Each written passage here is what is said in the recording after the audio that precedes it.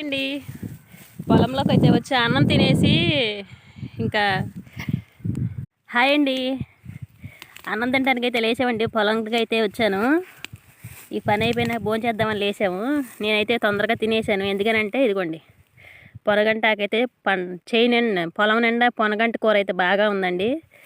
కొంచెం అయితే కోసుకెళ్తున్నాను. పప్పులోకి కొంచెం తోటకూర లాగా వండుకుంటే ఉల్లిపాయ వేసి బాగుంటుందండి. అసలు కమ్మగా ఉంటుంది కూర. ఈ పొనగంట కూర చాలా మంచిదండి, తింటే కళ్ళకి మంచిది పొనగంట కూర. వీడియో నచ్చితే లైక్ చేయండి.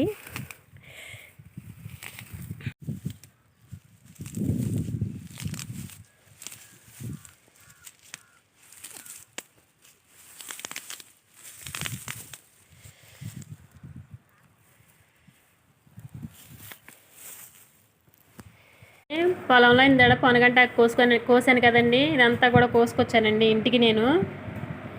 ఇంకా ఈ పొనగంటాకు అనేది ఎక్కువగా పొలం గట్ల మీద చాలగట్ల మీద ఉంటుందండి.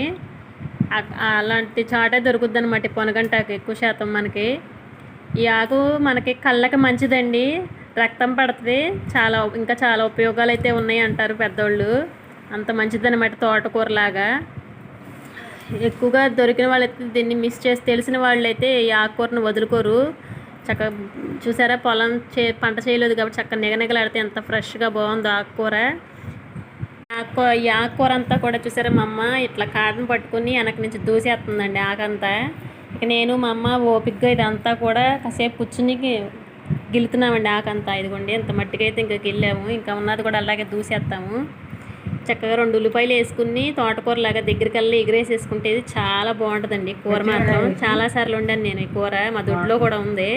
కాకపోతే పొలాన్ని ఎక్కువ ఉందని కోసుకొచ్చానండి. ఇక భలే కమ్మగా ఉంటుంది కూర. తోటకూరలాగా దగ్గరికి వెళ్ళి వండితే పప్పులో కూడా వేసుకుంటారండి దీన్ని. బాగుంటుంది కూర మాత్రం.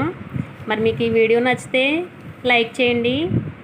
మీలో ఎంతమందికి తెలుసండి ఇది పొనగంట కూర? ఎవరైనా వండుకునే వాళ్ళు ఉంటే కామెంట్ చేయండి. ఇక మరి థ్యాంక్స్ ఫర్ వాచింగ్. బాయ్ అండి.